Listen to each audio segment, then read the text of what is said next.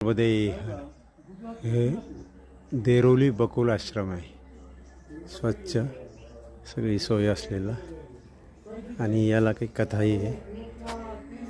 बघूया आपण. बाजूलाच नर्मदा मैया हे बघा.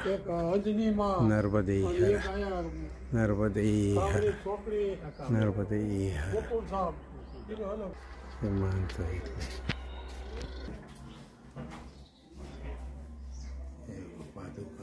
ही हा दगड आहे, तरंगणारा दगड आहे बघा.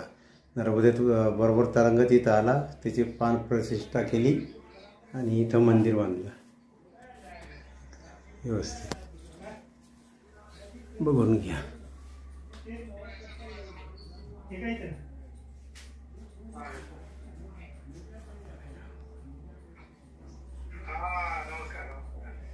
नमस्कार.